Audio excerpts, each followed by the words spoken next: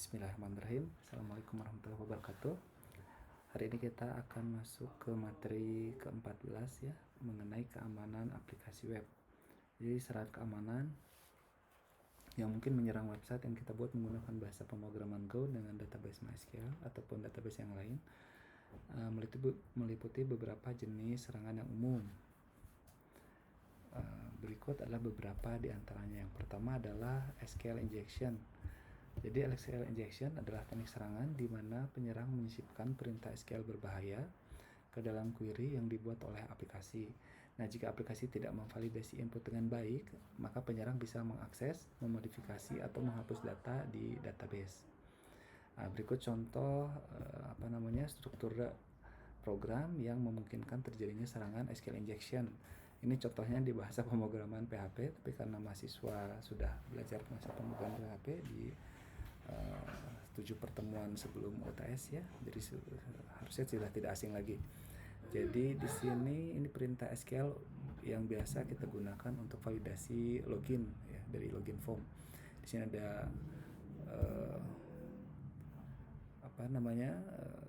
tampilkan semua data dari tabel user di mana username-nya sesuai dengan username yang dari login form dan passwordnya diambil dari data login form.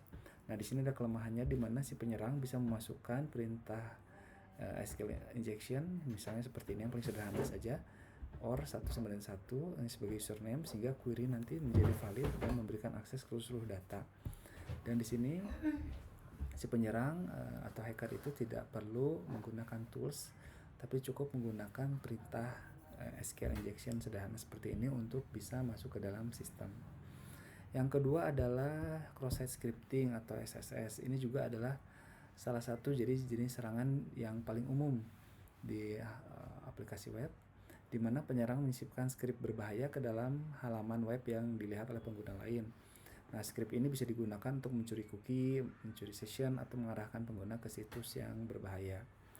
Ini adalah contoh dari struktur program sehingga bisa memungkinkan terjadinya serangan cross-site scripting.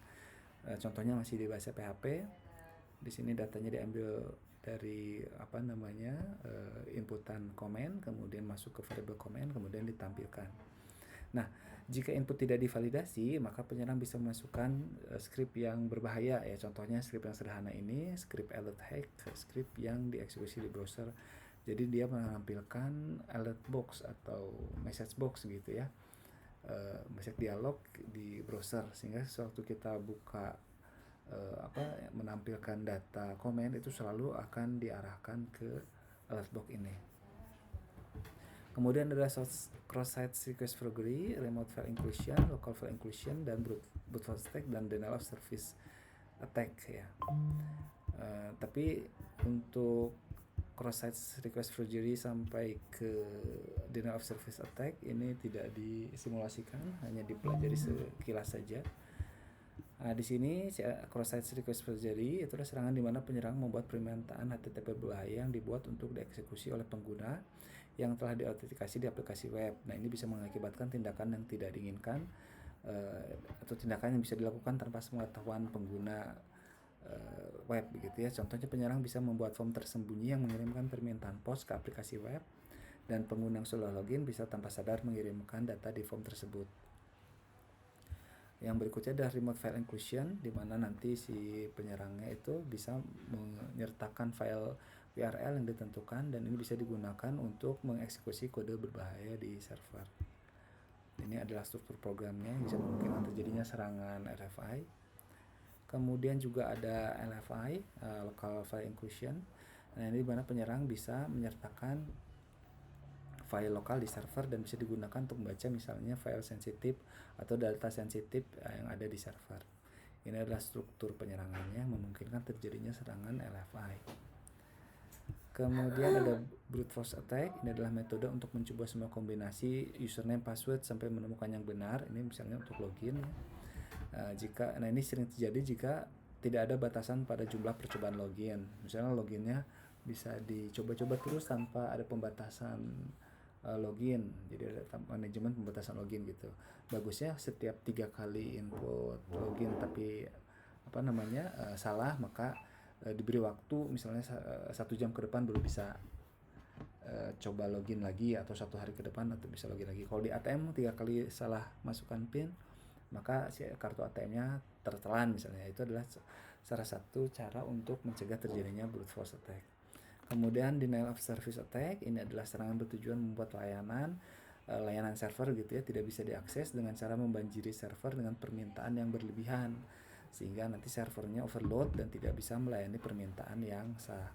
Nah, pencegahannya ini, untuk pencegahannya ada beberapa langkah yang bisa diambil, di antara lain ini yang pertama adalah validasi dan sanitasi input. Artinya selalu validasi dan sanitasi input dari pengguna.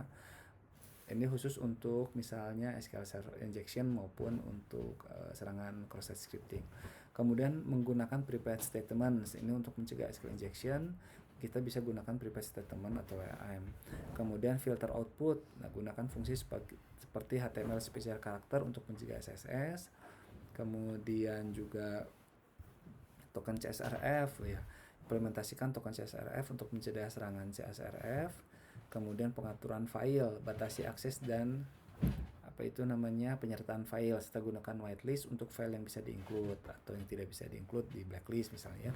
Kemudian pembatasan login, terapkan batasan percobaan login hanya 3 kali percobaan login. Kalau tidak bisa maka perlu durasi waktu tertentu, misalnya 1 jam kemudian baru bisa login.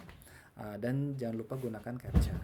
Kemudian monitoring dan rate limiting, nah ini untuk monitor lalu lintas, dan gunakan rate limiting untuk mencegah denial of service attack. Nah, dengan memahami jenis-jenis serangan dan cara pencegahannya, kita bisa membuat aplikasi web yang lebih aman. Nah, ini berikut ini adalah contoh program Go yang rentan terhadap serangan SQL injection. Nah, ini simulasi aja. Ini simulasi serangan SQL injection menggunakan bahasa pemrograman Go dan web based tentunya ya. Yang pertama, mahasiswa install dulu security SQL. Jadi buat dulu database namanya security. Buat 2 tabel yang namanya user dengan 2 field yaitu username, tipe datanya variable karakter 255, password tipe datanya variable karakter panjang 255, dan username sebagai primary key. Kemudian masukkan data 2 layer untuk uji coba, admin dan operator, di mana passwordnya ini juga tidak dienkripsi, ini ada admin dan operator. Kemudian buat satu lagi tabel namanya tabel comments ya, 2 field ID auto increment integer dan dia sebagai primary key, serta tabel comment dengan tipe datanya variable karakter 255. Kemudian mahasiswa buat login Go gitu ya, login.go. Ini isinya sama. Yang pertama ini import database SQL, FMT, HTML template, log, net HTTP. Kemudian jangan lupa untuk akses ke MySQL, drivernya di GitHub, Go SQL driver MySQL. Kemudian ini koneksinya ya, MySQL database-nya root tanpa password. Kalau di saya mahasiswa sesuaikan saja dengan server MySQL di tempat mahasiswa.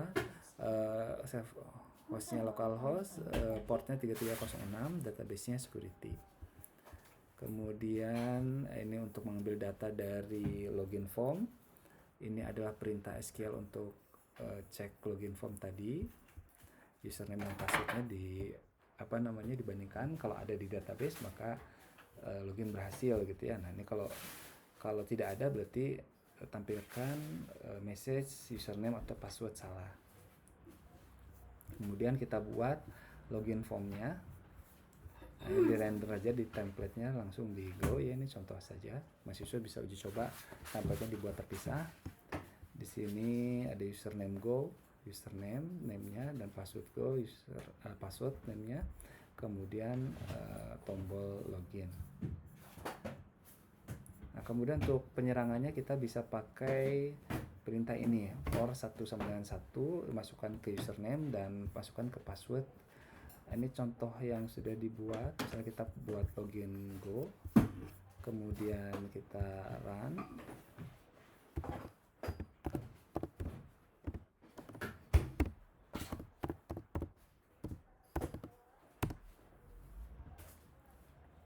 Oke, kita coba di sini. Nah, kalau kita masukkan misalnya admin dan data passwordnya salah, dia muncul username atau password salah. Tapi kalau kita masukkan admin dan passwordnya admin, dia muncul login berhasil. dia username salah, password salah, dia muncul username password salah. Nah, kalau kita masukkan perintah penyerangan SQL injection yang ini, kita copy, kemudian kita masukkan ke username ini, username passwordnya, maka tanpa perlu kita tahu username passwordnya, dia otomatis login berhasil. Dan ini kan simulasi aja ya, hanya muncul tulisan login berhasil. Tapi misalnya kalau di aplikasi yang sesungguhnya dia masuk sebagai admin misalnya ya, muncul di sini halaman admin begitu. Ini untuk simulasi SQL injection.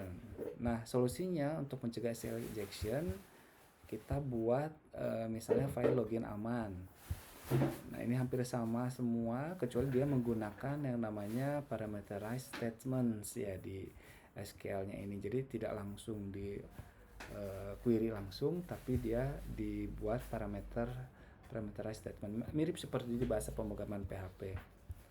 Nah, sehingga nanti dia oleh SIGO-nya menggunakan parameter ini, dia aman gitu dari serangan SQL injection karena sintaks-sintaks yang berbahaya itu, misalnya tanda kutip sama dengan itu, dia di filter oleh si perintah parameterized statement-nya Go ya.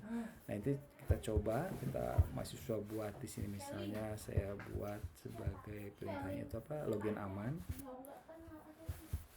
ya, kemudian kita run.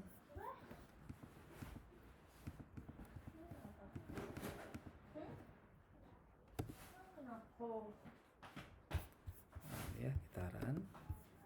Nah, kalau kita masukkan admin dia masuk. Kalau kita salah masukkan, dia salah. Kalau kita kasih perintah SQL injection, dia itu masih salah ya. Jadi menggunakan parameterized parameterized statements, si program Go-nya jadi lebih aman dari serangan SQL injection. Berikutnya yang kita jadikan contoh adalah serangan XSS atau cross-site scripting ya. Dia menyerang ini contoh simulasi serangan cross-site scripting pada program Go dan database MySQL. Nah, XSS ini jadi serangan di mana penyerang menyisipkan skrip berbahaya ke dalam situs web yang dilihat oleh pengguna lain. Contoh program Go ini ya rentan terhadap XSS. Misalnya kita memiliki file command Go seperti ini. Nah, ini adalah file Go yang digunakan untuk input komentar gitu ya, tapi dia rentan terhadap serangan XSS. Ini kita jalankan.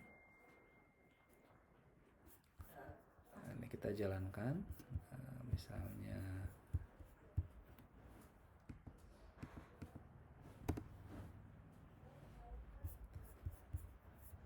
kita jalankan. Sebentar, sudah ada datanya. Kita hapus dulu.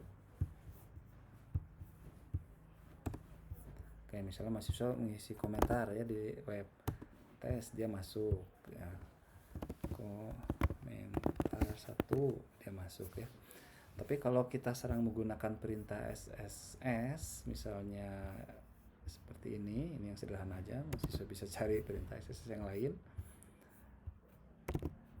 Maka dia sebelum masuk ke database, masuk juga ke database, tapi setelah itu dia akan mengeksekusi perintah script yang tadi, JavaScript tadi ya. Jadi muncul terus ini. Jadi kalau kita buka lagi, dia muncul lagi, kita buka lagi, dia muncul lagi terus ya. Jadi ini adalah contoh simulasi serangan SSS. Nah, bagaimana cara menghadapinya begitu ya? Kita buat program Go yang aman, misalnya Go aman dengan cara filter inputan dari komentar tadi. Nah, di sini validasi input tidak kosong, simpan, tetap pakai parameterized query. Ini untuk SQL injection, juga untuk SSS ya. Nanti mahasiswa bisa masukkan. Di sini ada template berfungsi escape default. Masukkan dengan sebagai file comment aman begitu. Kemudian kita jalankan.